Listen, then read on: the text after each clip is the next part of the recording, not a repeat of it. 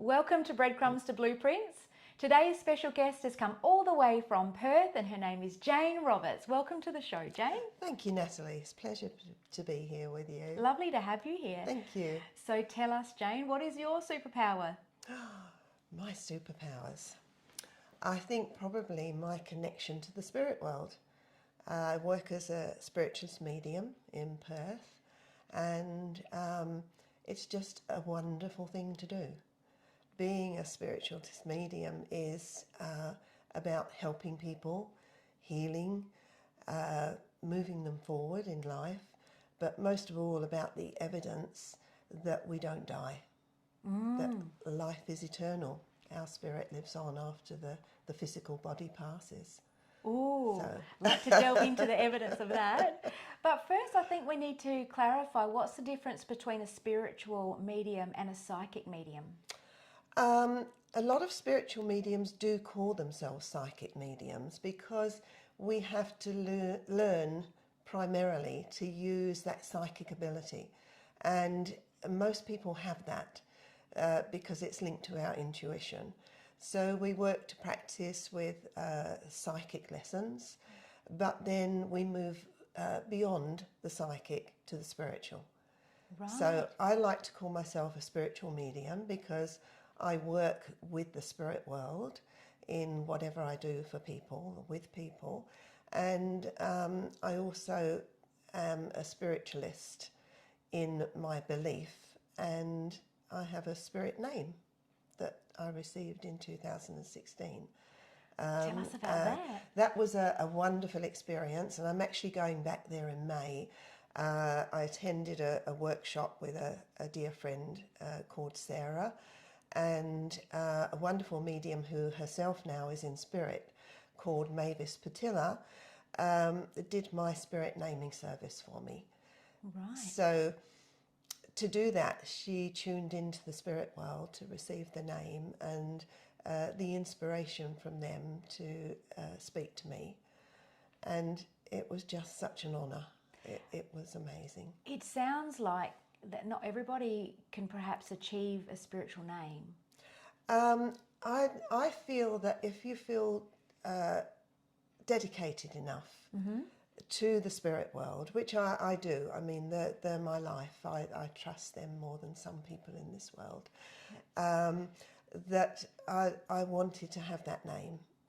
And I don't think there's many people that have their spirit name, but it's just something that's wonderful. And I sat there through the whole thing in tears because it was so wonderful. Like humbling, like it, happy. it was humbling, it was moving, it was touching, it was the most wonderful experience.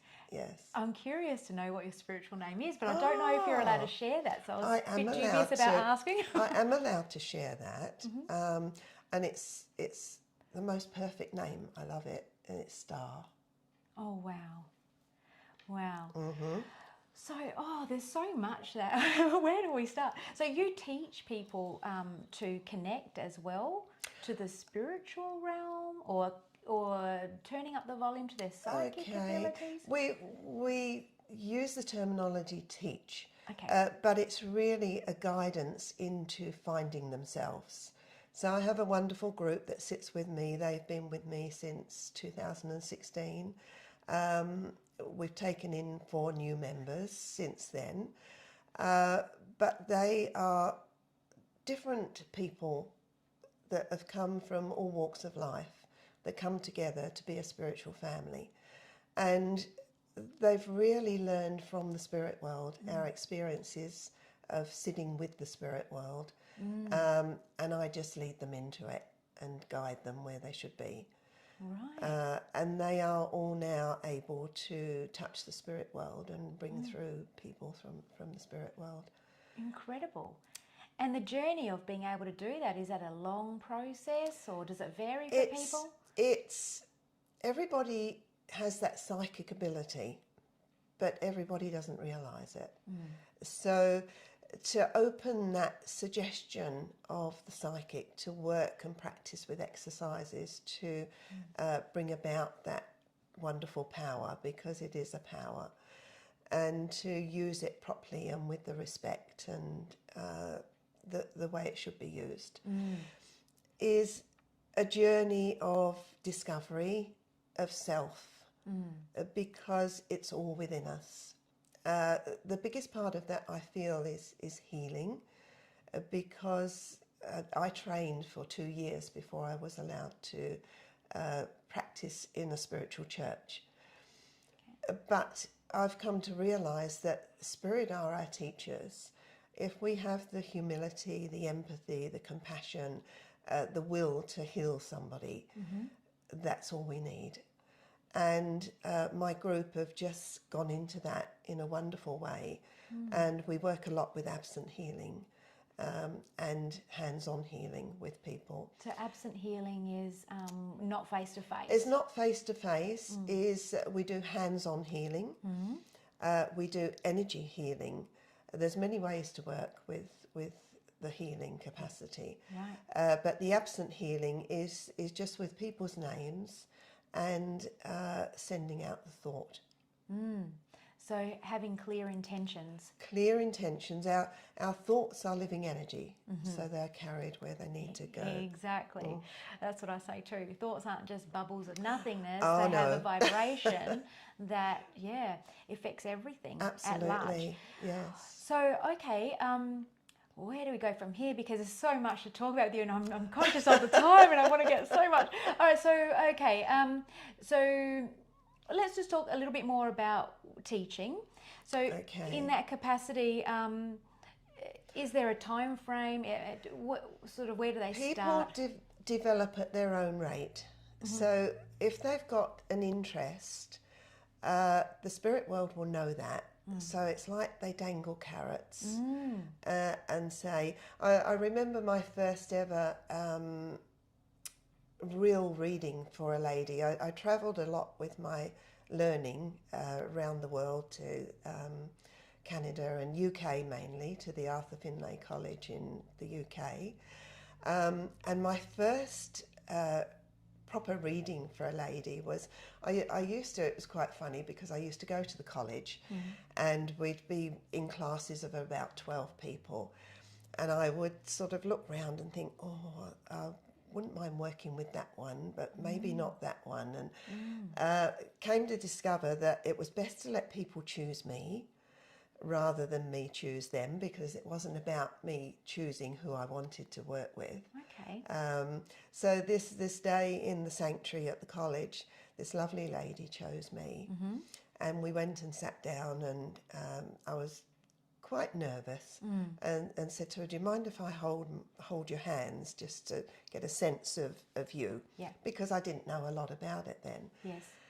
And the most amazing thing happened to me, that I got all this information. I could see, I could hear, I could be in the place, and brought this wonderful contact through to her.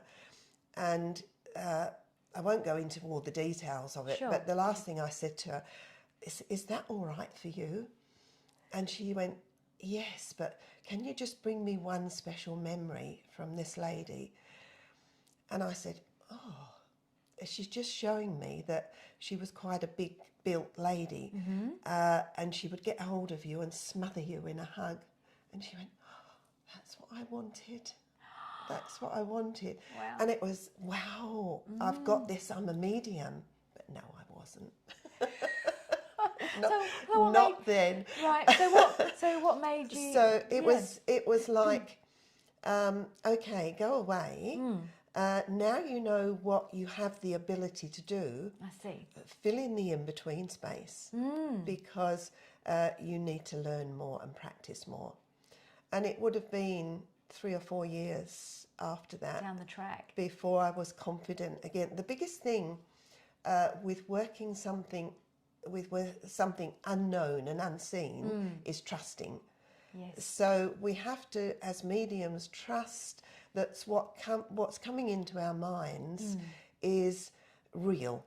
It's not us that's making it up.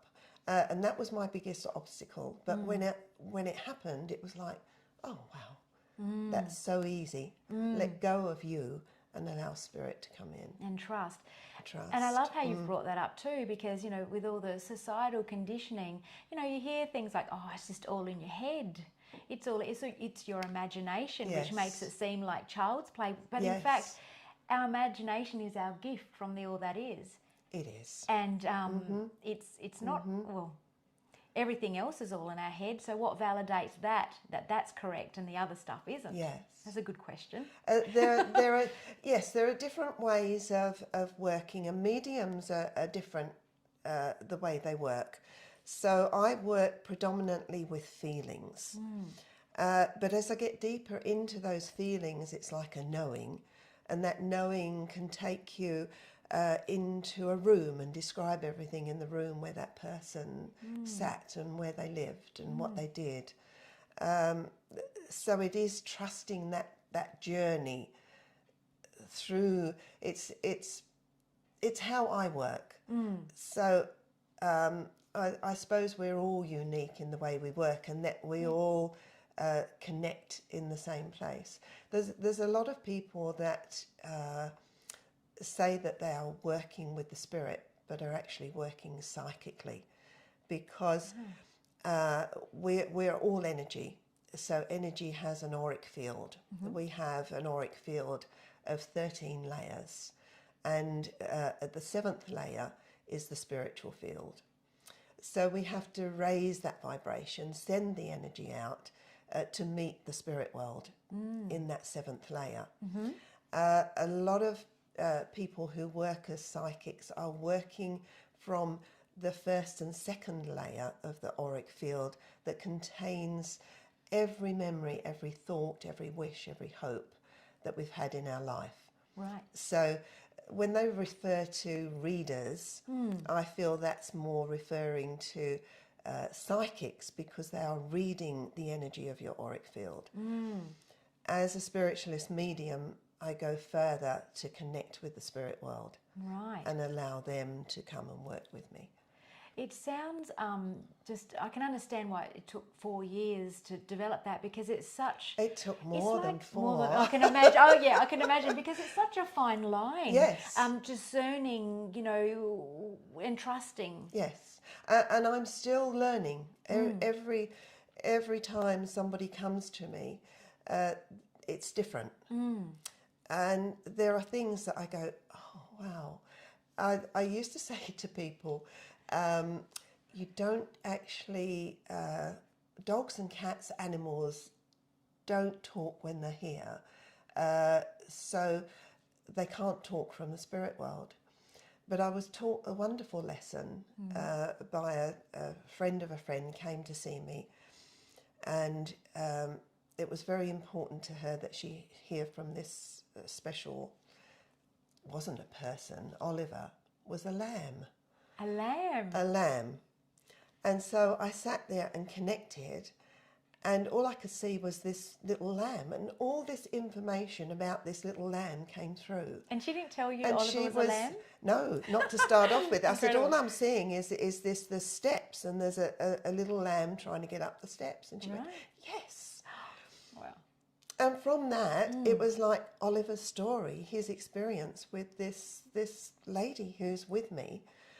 And how it works, I don't know, but it works.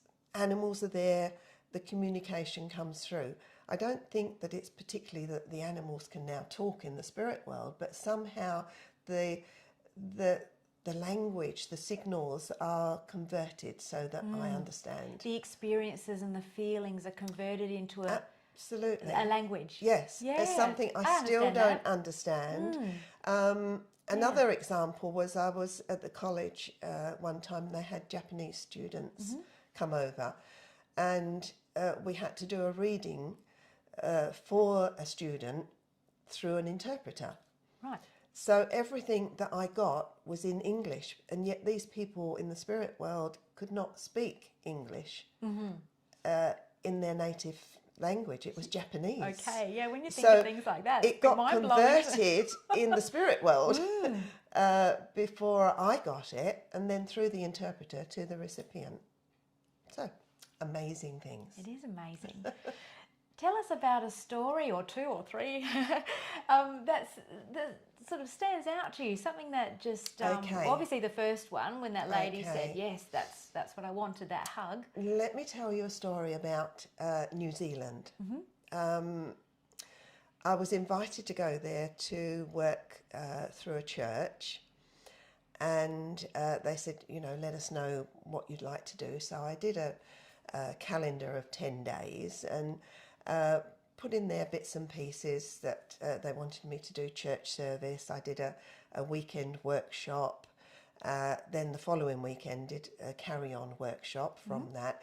In between, said I can do a few private readings or something like that. So they were lovely people, and I did know the hosts from coming to Australia and meeting them there. So we get to the home, they pick me up from the airport, get to the home, they said, we've redone your calendar a little bit because we didn't think you had enough to do. Whoa, I was thinking you had a lot to do. Whoa.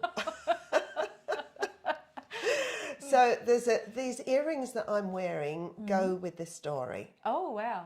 One of them does. So the spirit world can do all these amazing things. They can also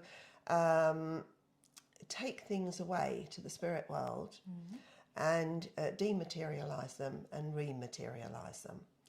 So I bought these on a trip with the girls. We went to the college. We went to Europe for 3 weeks and bought these lovely earrings and then lost one before I came home. Right. That was in 2016. So that was that. Anyway, here I am in New Zealand. They've got something booked in every day for 10 days. Every day. They had soirees and they had a different church. They had me booked in for a service at their church. Something going on and staying at different people's houses. So we started off with the workshop, which was absolutely brilliant. Did the Saturday, and then we did the Sunday, a healing workshop, and did the church service. Then on the Monday night, they said, we've got a new thing that's starting. It's called like the Spiritual Cafe, and we do different things. Do you think you can talk for 2 hours? Wow. I know I can talk, but maybe let's have an hour of talk and have a break and have question time. So that's what we did, and it was wonderful. They expected about 15 to 20 people, and there were about 35. And they were very active in their questions, which is wonderful. So I'd met this lovely lady, introduced to her, and I was going to stay at her house that evening and do private readings from her home the next day. So we go to the home and she said, I've made up the bed for you and everything. We had a cup of tea before I went to bed, and off to bed I go. And you know that state between sleeping and waking? I remember turning over and thinking, something's sticking into my side. So put my hand there. It's an earring that it feels like an earring that's familiar to me. So still half asleep, took it out, put it on the bedside table and continued with my sleep. Yes. Woke up in the morning. And there on the bedside table was my earring that I lost in 2016 in Europe. That was in this stranger's bed. Incredible. Never been to New Zealand. Never been in that bed. Never. That's the first time. Never met that lady. Never been in that bed. And it was like, Spirit, we've got this. It was like a message to me. Yes. We've got you. You can do this. Yes. And it was a spiritual marathon. I've never done anything like it. Completely supported. Knowing that supported. Confirmation. So this is 2 years, 2018 I did that. So it's 2 years later. 2 years later. And I get home. I said to the lady, wow. Does this look familiar to you? And she said, no, I've never seen that. Where was it? I said, in my bed. She said, no, that was freshly done So yesterday. you even got confirmation from the lady. Confirmation. It couldn't have been Yes. just, no, isn't that incredible? I did notice your earrings as soon as I met you. I just love I that thought, colour. I've got to wear these today. Gorgeous. Yeah, gorgeous, gorgeous. Got to wear these today. That is one incredible story. And it was a marathon, but amazing. I was so grateful for the experience. But that just, Spirit tend to be able to give me this message, it's okay. And that was that one. So I was absolutely over the moon. That is amazing. I've only heard of this story once through reading, you know, about Dolores Cannon. Yes, Yeah. yes. I'm a major Dolores Cannon fan. I think maybe my viewers might know that by now. But yeah, there was a story there where she had some footage from some voice footage, audio footage from Yes. some hypnotherapy she Yes. did, and it went missing for years. Wow. And then, like years, she Turned searched up. right, and then it turned up on her Yes. desk, like Yes. years later when it was ready to be made into a book. It's when they're ready to give it back to you. And I didn't even think about Spirit taking it. It never dawned on me. But when it came back, it was, wow. I love this. May I share a story that something Yes, similar has happened to me? Not dematerializing Yes. things, but something just uncanny. I went to bed one night, you know, I'd written my book, and I thought, did I make this up? You know, it's just crazy that I would even question it. I felt it was Yes. actually a bit insulting to Yes. Spirit to even say that. But it was sort of probably coming from more of a place of, I haven't heard from you for a while. You know, I just feel like I've been so busy and I just need to reconnect. Yes. So in that Yes. same state you were talking about, sort of how, you know, you're sleeping, you're dozing Yes. off. The last thing I remember thinking was, can you please give me a sign tomorrow? And I want it in a shape of a love heart in a way that I would never imagine. And then I thought, you know, if you gave it to me in a cloud, that will be good. I'll look up at the clouds tomorrow. And when I see that love heart, I'll know. And I went to sleep, woke up the next day, just carried on doing my normal things. Yes. To be honest, probably forgot about what that last thought was before going to sleep. And then it was mid-morning. I'm listening to my my tarot online, as I do. I love White Feather Tarot. I don't know if you heard of it. Right, I've heard what. Yes. White Feather Tarot Yes, is I lovely. have. And this lady, her name's Neem, she never, in her tarot readings, you never see her, and she always just shows the cards on her Right. desk, and she never has any drinks on the desk, ever. And I've been listening to her a lot for a few years now. And this particular day, she said, she stopped the reading and she goes, here's a sign for you. And she pulled her coffee cup into frame, and it was a love heart. Yes. The foam had formed a natural love heart, perfectly shaped. And I just looked at that and I just thought, wow, because she's never done it before and she's never put a cup on there since. And I said, thank you so much, and rang my husband straight away to tell him. Well, it was in the form of a foamy cloud, wasn't it? It was a foamy cloud in my cup, you know, and you know, Spirit, like, you can't tell us what to do. We're going to surprise you in a way that you will not believe it. Exactly. The intelligence of the spirit world is incredible, and I've had so many experiences where it's been proven that there is absolutely no doubt whatsoever. So, you know, the synchronicities, the coincidences. No coincidences. There's no coincidences. We're meant to be where we're meant to be. Yes. And yes. even if times are hard or it seems like, this is just horrible, I'm not enjoying this experience. I wonder if you see it the same way, Jane, like a moment to actually make us grow. When I came into this work, it was like everything had aligned to make that happen. Right.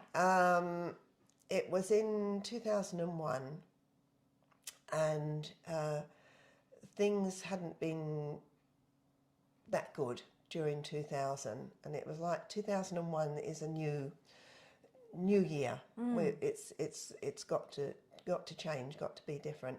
And it was like I was led into it. Somebody showed me a pamphlet of a church, a spiritualist church, where the medium was excellent medium. And would I like to go along? And it was like, yes, because I've always wanted to believe this. I've always believed that we can't just be here and not have something after we die. There's got to be more. What's the point? Yes. What's the point? So I went along, and that was it. That was the beginning. So this is when your journey began officially. That's where it began. 2021. In 2001. 2001, yeah, sorry, not 2021. That was just the other day. We've only just been there. Gee, you've done a lot in that short period of time. It goes quickly, doesn't it? Yes, 2001. So officially started at the Spiritualist Church. And the lady there who ran the church, a lovely lady called Christine, started doing meditation leading into psychic development and spiritual development. So she was my tutor for a few years. And through her I got to know a wonderful physical medium called David Thompson, and sat in physical circles and had amazing experiences with that. But 2016 was the year that everything happened that aligned my life, things that have happened through my life. Right. Just an incredible journey. And I feel like Alice in Wonderland sometimes, that I've gone down a tunnel and somebody's turning the pages for me. So I don't have to do anything, just have to be there. So when you say in 2016 things fell into alignment, in what way? I'm thinking because you reflected back on your journey and thought, well, I was meant to be... Because things happened earlier in my life that... I'll tell you briefly, shall I? Absolutely. Yeah. Let's just do this. Absolutely. So way back in my life, I was going out with a lovely man who worked on they call them bunkering boats in the UK. And I used to go on the boat with him sometimes. And he's had a best friend that was called Peter. And we had some lovely times. And that was that. We'll leave that there. Oh, going forward a little bit, it was the night before Guy Fawkes night, and I was supposed to go on the boat with them. And I said to my boss, can I get off an hour early? And he said, no, you're here to work till 5 o'clock. You're paid till 5 o'clock. Right. No. Okay. That night in thick fog on the Thames, Yes. the little boat was hit by a big ship and overturned in the Thames, and two of the crew, one was Peter, drowned. Oh my goodness. It was, had I been there, goosebumps. I would have drowned. So I wasn't meant to be there. You weren't meant to be there. Wow. Then we fast forward to 2016. On this same trip where my earring disappeared, we're on the coach one day, and we had a long day on the coach going to Switzerland. Opened my iPad and it said, do a DNA test now, on special, £59. Without a second thought, I took out my credit card and did it. And I made a joke with the girls. I just said, I'm just doing it for fun to see if I'm related to royalty or something like that. Okay. You never know. Yeah. Spontaneous, just did it without thought. Got back to my sisters in the UK and sent it off. Came home in September. The 1st of October, received an email to say we've matched you to a second cousin. Nice. In the UK. Right. I never knew who my real dad was. Okay. There were people that knew, but they took it to the spirit world with them. So Right. I never knew. Right. Always wanted to know. Always had it in my mind that his name was Bill. Some reason. Anyway, I contacted this person. I said, I don't know you. I have no idea who you are. And he came back and said, I don't know you. I just did a DNA test for fun to see what would happen. So I wrote back and said, well, these are the bits and pieces that I know about my early childhood and where my mum lived. She was with her mum and stepfather in these flats, and he came back, and I said, I always thought my dad's name was Bill. He came back and said, I was thinking about Uncle Bill, and Uncle Bill was in the Navy, and his two sisters lived in the flats where your mum lived, and he used to come home from the Navy and stay with the sisters. So I can't explain the feeling. Yeah. He said, I'll get further information from Aunt Doris in the UK and get back to you. Right. Which he did. Dear Aunt Doris is still going. She'll be 95 this year. Oh my goodness, bless. The last one of 12. Whoa. My dad being one. My dad passed away in 2004. So I never got to meet him in life. Yeah. But certainly know him from spirit. And from that, I got more information. Immediately phoned up my sister, said, can I come over for Christmas and meet my new family? Oh, wow. Which I did. Also found out I had a cousin in Gosnells, which is about half an hour's drive from where I live in Perth. Oh, my goodness. Yes. All the way in Australia. Went to meet her. Yes. And her husband. He passed in 2018. It's his anniversary, actually, very soon. Mm-hmm. So went and met them. They came over to my house and we had lunch together. And he said, I've printed out some photos for you. This is the family. So I said, well, you better give me the details on the back, who they are, because I have no idea who their family are. So turned it over and he said, this is so-and-so, this is so-and-so. And they had 3 children, and one was Peter. I won't give you the surname. No, that's right. Peter, he drowned on the Thames when a tug overturned. Hang on a minute. Hang on a minute.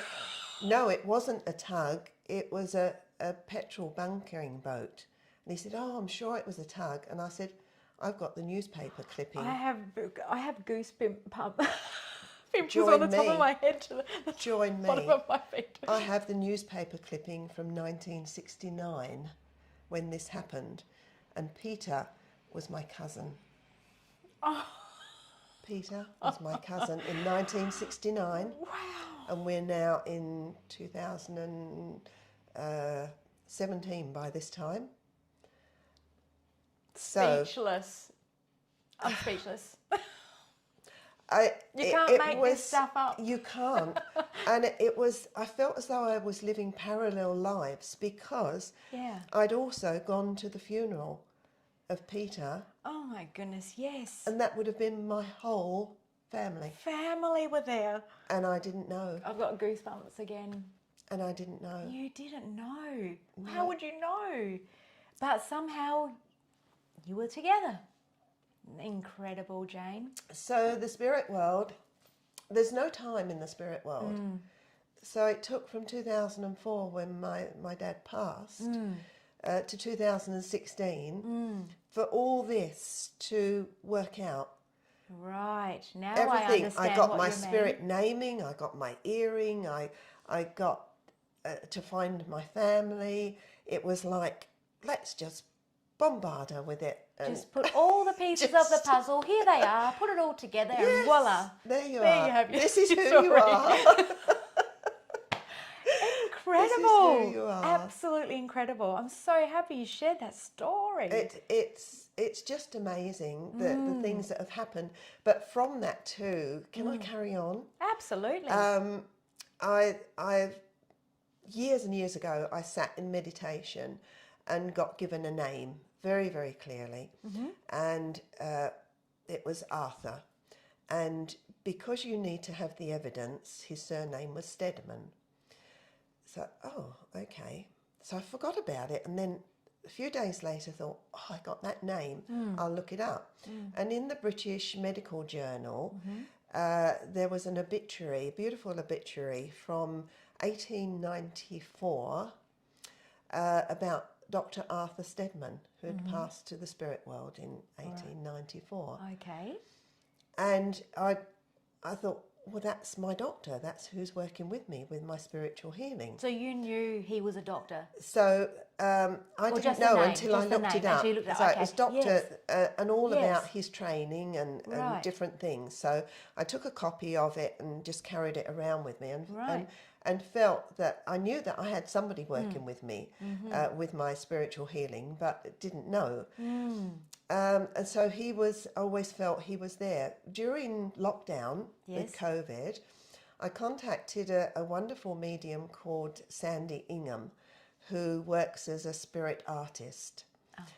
So she is totally inspired, and her drawing is done through her hand by the spirit world. Drawings and paintings. Incredible. And I said, can you do a painting of somebody who's with me from the spirit world? Oh, I see where this is going.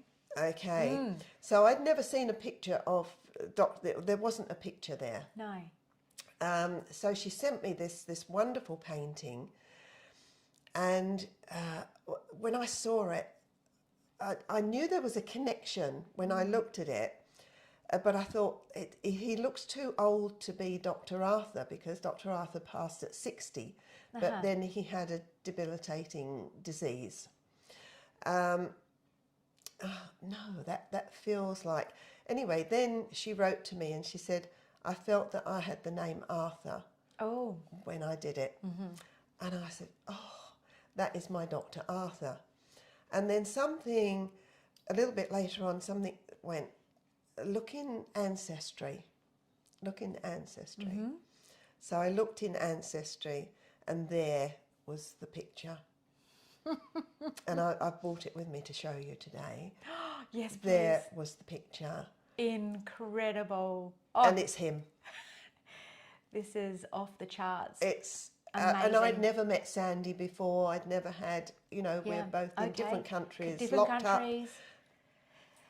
Well, that just goes to show you that we're all connected. We are all connected. But to continue the story with my family, I went to UK, of course, and met them, some of them, because there were 12. My dad had there were 12 in the family. Siblings, there's all these cousins everywhere.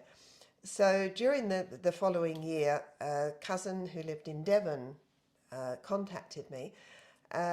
And I said, I've never been to Devon. When I come over next time, can I come and see you? And she said, oh, yes. She said, I'm all into this spiritual stuff. I love it. So I said, that would be great. Yeah. So organised to do that. Meanwhile, went to a retreat somewhere, and sitting in a meditation, go and read the obituary. So I went and read the obituary again. And you can't make it up, because in the obituary it said Dr. Arthur worked finally at his father's practice in a little town in Devon called Columpton. Where did my cousin live? No. Oh, yes. In a little town in Devon called Columpton. Incredible. Isn't that amazing? That is amazing, amazing. Yes. Oh, I say that word so often in this show. It's amazing. It's incredible. I do, because you can't make it up. You can't create it. You can't invent it. It's got to be real. So do you believe that he was guiding you, his spirit, his essence was guiding you to go, well, actually, you're going to come to my place now. I'm your spirit guide, perhaps? Absolutely. Not only that. Yes. Meanwhile, in between these two instances, I'd gone to England. I'd found out where he was. I think that was in the obituary as well, where Dr. Arthur was buried, and the church. And the church he was buried at was very near to a wonderful healing sanctuary that was owned by Harry Edwards, who was a wonderful spiritual healer. And it was only 7 miles away. And I thought, that's... And Harry Edwards was born as Dr. Arthur passed away. Harry Edwards was born the next year. Right. So I thought, I've got to go and see...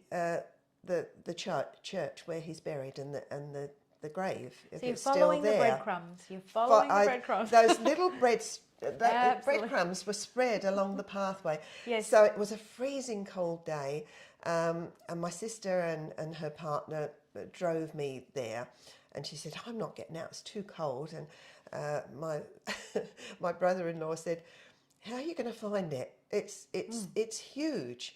So he wandered off, and I walked through the gate and said, "Spirit, just help me to get there.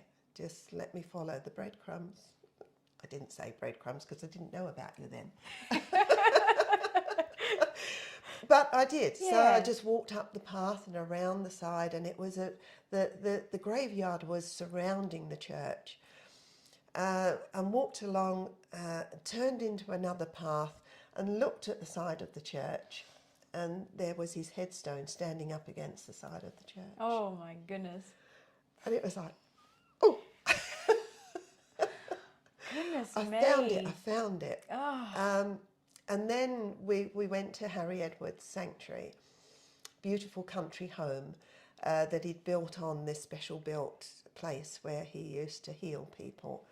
And Harry Edwards used to have people come there for healing, but he received about 10,000 letters a week for people asking for healing, absent healing.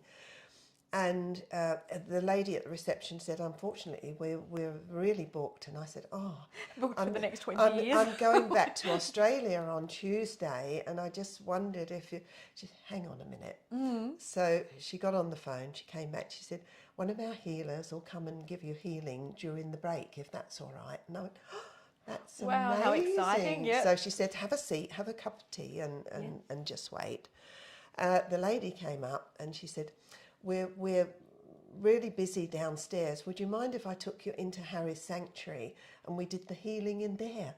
And I went, So you got to visit the sanctuary? so I went and I sat in the chair where Harry gave his healing. And I go, Wow. I can't believe this. Yeah. And she gave me the wonderful healing for about 15 minutes, sitting in the sanctuary. And it was like, wow. What was the sanctuary like? I just feel, I don't know why, but I feel breezy light, I feel plants.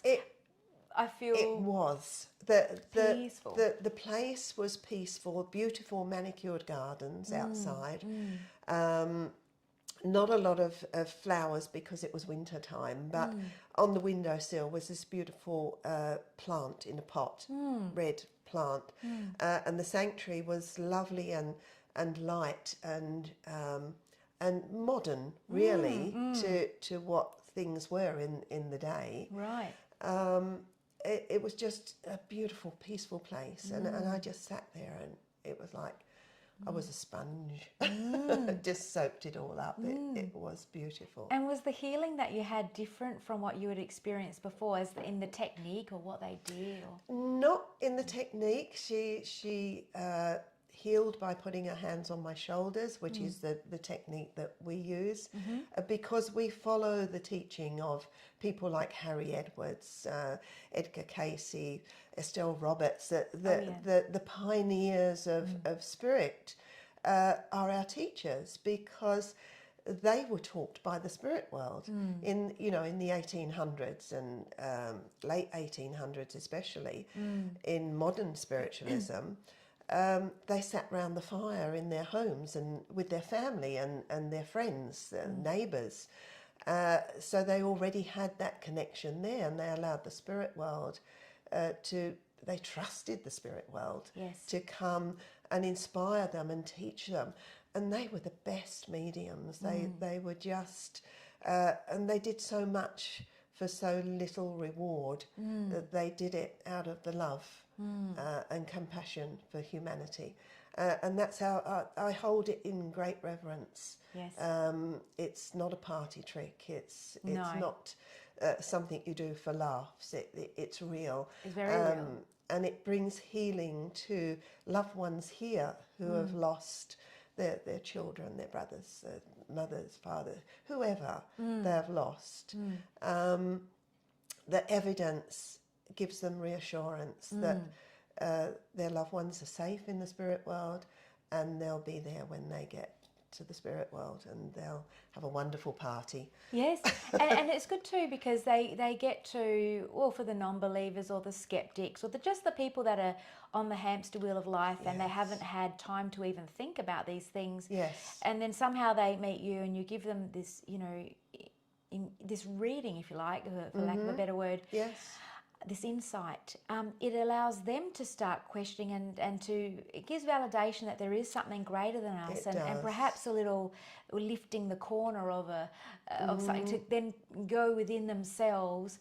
Because do you believe that it's important to know how to navigate once we pass, to know, or do you believe it will just be taken care of and we don't need to do anything? But is there a bit of preparation that we should do while we are here? Okay. That's interesting. You should go there, because I have another story. Oh, yes, please. Yes, I know and I believe that the more spiritual minded we are here, the easier it is in the spirit world, because it's there. You know, people talk about karma. Our karma is to ourselves in the spirit world. Because when we go to the spirit world, we have to then answer for all the good and evil things that we've done on earth. So no matter what sort of person you have been, everybody has to do it. There are people on earth who are not pleasant people, and my knowledge through having a stepfather who was a narcissist leads me to believe that is true. That if they're in the spirit world and they've been that sort of person, it's hard for them to even believe that they're still alive, let alone to deal with the hurt and the pain that they've caused others. I've sat in physical seances with David Thompson, who I mentioned earlier, and there happened to be one in Adelaide, and I phoned up and said, "Can I have 2 seats in the séance?" And the lovely person who was organising it said, "I'm sorry, we're fully booked." And just like that, I said, "Oh, but you'll have two spaces tomorrow, so can you ring us when you get them?" That was that. The phone rang the next day, and he said, "I don't know how you did it, but there's 2 spaces." So I said, "Oh, thank you. Book us in." That for my daughter and I. So my daughter had sat with me in séances before and had wonderful experiences with her little boy who's in the spirit world. Anyway, this particular occasion, the day of the séance, I felt sick, I felt ill, I really felt dreadful. My daughter Leah came home and she said, "Ready to go, Mum?" That's. I said, "Oh, I just feel so sick. It's awful." So we drove there. There were about 21 people sitting in the séance, a closed and darkened room. The medium was in the cabinet, inspected, taped to the chair, cable tied to the chair, hands, feet, gag. This is what happens in physical séances. Really? Whole nother story. Oh, this sounds really scary. Whole nother sounds story. Quite dark. It's not. Okay. It's amazing. Really? So physical mediums are able to release a substance called ectoplasm. Now, the chemists in the spirit world, and it has to be a special person that can do this. There's not many in the world left today. Okay.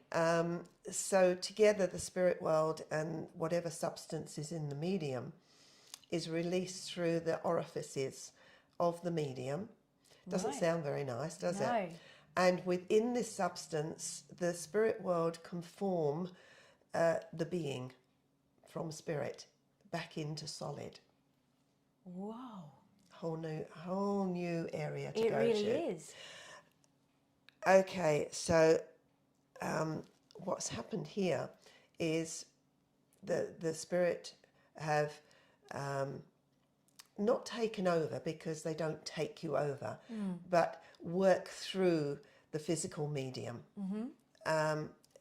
He's offered willingly the use of his body for this to happen. Like a conduit. Like a conduit.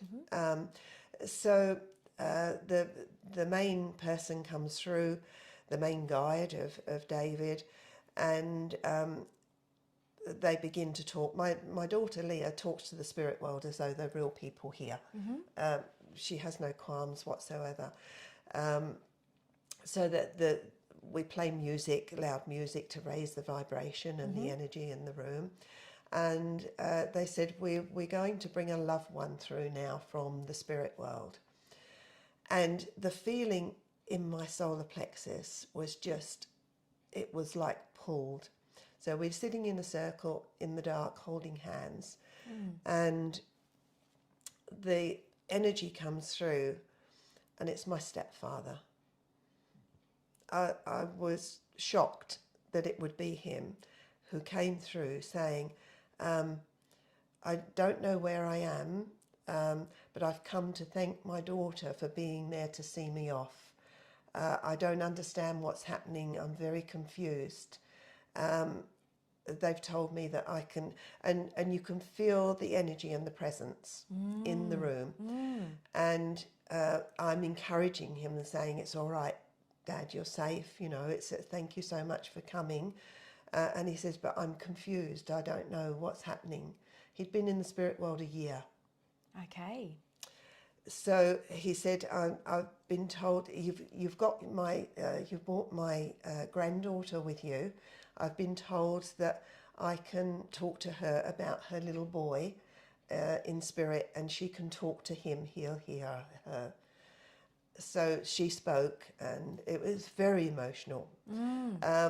Anyway, he said, I've got to go now, but I'm confused. I don't know what's happening. But thank you. And you hear like a whoosh as the energy, the ectoplasm, goes back in. So this I have some questions. So why are they actually tied down to the chair? So that they can't get up and walk around and pretend to be the spirit world. Oh, I see. So but what the spirit can do, and what they do with David, is dematerialize his jacket that he's got on, take it off and put it on the back, so that the front is at the back. While he's sitting in the chair, they pick him up in the chair, take him out of the cabinet, and I've been in a seance where they've moved him 20 foot across the room and put him down over in the corner of the room. Hang on, I'm confused. He's tied down to the chair. He's in the chair. Spirit world will lift the chair and him up. Wow. And move him. This is reality. And the ectoplasm, sorry to interrupt, I've got to... Yes. So what is this like? You said orifice, you think the back passage, you think the mouth, but the tears, is it something, a physical from the liquid? belly button? It's like a white mist. In the early days of mediums doing this, that there were a lot of physical mediums in the world.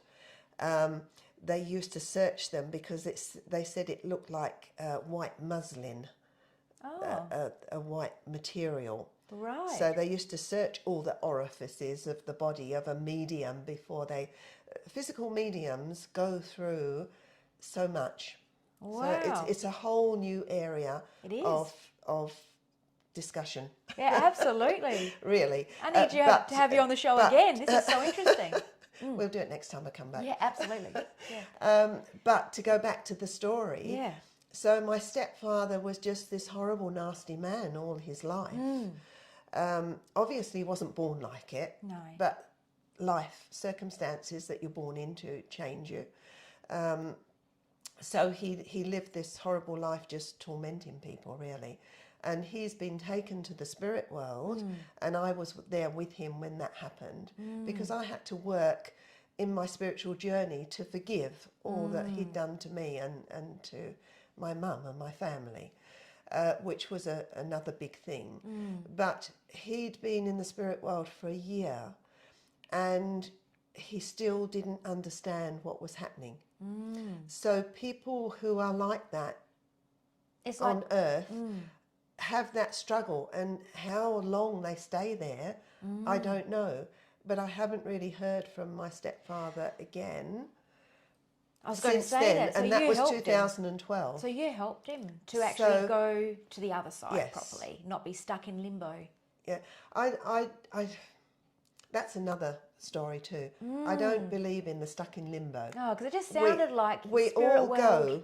Yeah. We all go there, and we all, you know, even in tragedies, when people are taken in horrible circumstances, they don't feel it. They have no knowledge of it, the pain, because the spirit world just whip them away, Whips them out within seconds Yes, I heard of that happening. Yes. But when we arrive there, we all go to a place that is a bit familiar to us, while we're told that we have passed. We're no longer a body. We're So a it's not vibration. such a shock. So it's not We're a shock. eased into it. We're eased into it, and then it's like I assimilate it to like a hospital room that's comfortable, where we are helped to realise and understand, and then answer to ourselves for who or what we have been in this life.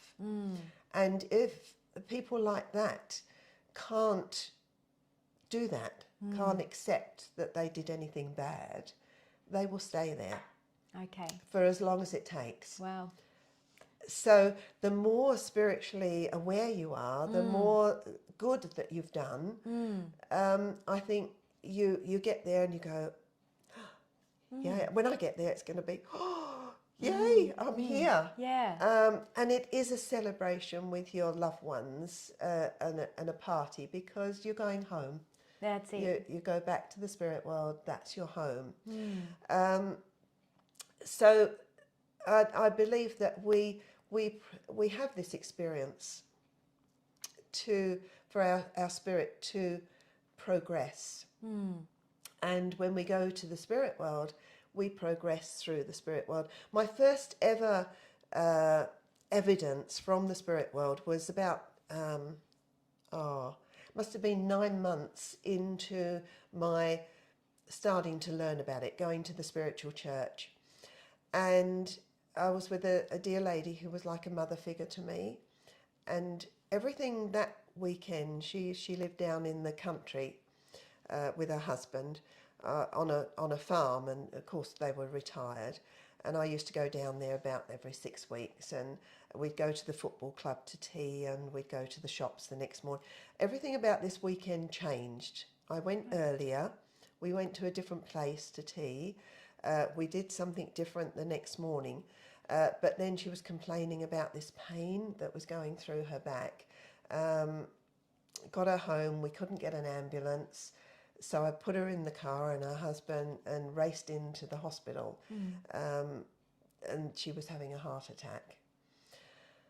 She knew what was happening, and she knew that she was going to the spirit world.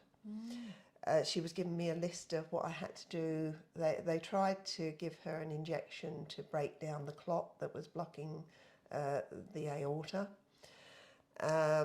Meantime, she said, this is what you've got to do, and give this to the dog, and don't let Cecil do this, and don't. Right. So it was like... that gives you the confirmation that she just knew that she wasn't coming But I back. didn't realise it at the time, although something in me knew. Yes. Anyway, they came to do something else, and I'm standing by her head, and she flatlined. Right. So I just automatically got out of the way, and they came in with the paddles and shocked her. And what it did is just burst. Oh, right. And the cannula shot out of her hand across the other side of the room with the force of it. And in that second, she called out, "Let me go." Right. So she was in they tried to keep her, but she was meant to go. She was meant to go. She was meant to go. And because that's not normal for that to happen. I just say to people who are more elderly, when we're talking about health things, get a DNR, because when you're having a heart episode and they do that to you. What's a DNR? Do not resuscitate. Oh, do not resuscitate. It was an experience that I perhaps needed to have to understand things later on. How old were you? In my life. This was in 2001 or 2. It was the beginning of your journey. The beginning of my journey. Could be hard. And poor old Cecil just didn't understand why she did that. Why she called out like that. So he'd stopped smoking, and he said, I said, I'll drive you home and we'll make the phone calls. He said, can we go to the shop and get a packet of cigarettes? I said, yeah, I'll go and get you a packet of cigarettes. And you know, sometimes if you're not paying attention, you can sort of bump into somebody. I was walking in towards the counter to get the cigarettes, and it was like, and I went, went to say sorry, there's nobody there. All right. That was the spirit world. We know you're going to get him cigarettes. Yeah. Oh, okay. So it's like, no.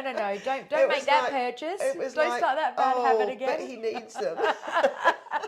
Oh, okay.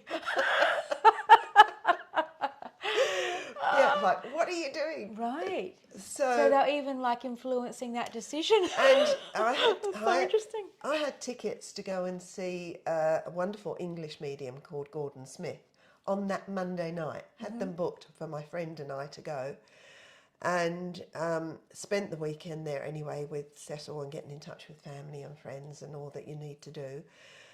Drove home Monday morning and just stopped on the side of the road and lost it, because you have to keep strong for those around you.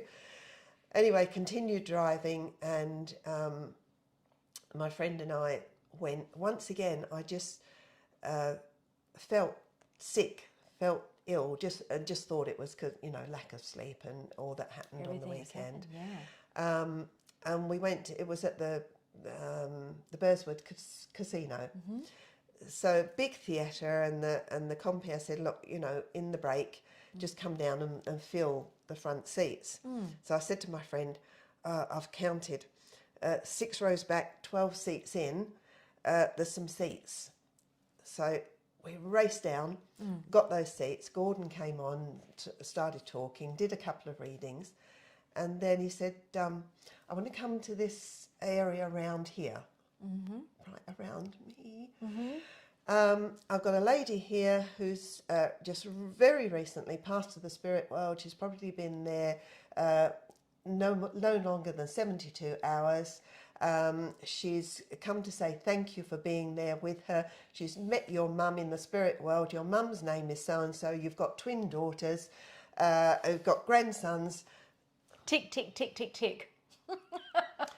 And wow. Meanwhile, my whole body just went into like nervous shock. Every nerve in my body was just, because it hit me like a concrete wall. Hit me. So I remember those few specifics at the beginning. Don't remember the rest of the night. And my mind then is going, how did he know all those things? No, he didn't know. It's got to be real. Because this is the beginning of your journey. So this is the beginning of my journey, and my mind has gone into spiritual shock, because there is no way that he could have known any of those things about me. But my logic is going, but... The battle of the hemispheres. The battle. And it wasn't until we were halfway down the freeway, and I just said to my friend, this has got to be real. And she said, yes, I think it is. And from that moment... What a powerful moment. Yeah. It was, wow. Yeah. And off you went on another trajectory. And that was... yeah. Yes. Wow. I think that the spirit world, I say to the spirit world sometimes, why didn't you let me have this earlier? And they said, because your life was so busy. You were a CEO of a company, you had your horses, there wasn't a spare minute. And everything needed to be like that. Okay. To get to where you were. And then everything started opening up. So we're meant to be where we're meant to be. We're meant to be, yes, you can't change it and do it earlier. Yeah, because I think the same too with different things. Yes, So, yes, why couldn't I? Well, because the time wasn't right. So they've got you, they've got your life mapped out for you, what they want you to do. It's like when I do a reading for somebody, I say to them, this is nothing to do with me. So I have no control who comes through, what I feel or what they want to say. It's I'm there for them. And that's how it is. That's how it has to be. Connecting the two worlds as a conduit. Connecting the two worlds, yeah. Thank you so much, Jane, for being on the show today. Thank Your life and sharing your stories with us has been absolutely phenomenal. Amazing. The word that I keep saying over and over again. So thank you, and we'll have to do this again. Yes, thank you, Natalie. I've so enjoyed talking. It's what I do, it's my life, and I so love talking about it and sitting in that energy with you. And I feel as though we've shared our energy today, and also hope we can share that with the viewers, and that they love it as much as we do. I'm sure they will. I'm sure they will. Thank you so much. It's been an absolute honour. Thank you. And thank you for watching Breadcrumbs to Blueprints. Thank you. If you have enjoyed my show, please remember to like and subscribe to the channel. If you would like to be my next guest on the show, my details are in the description box below.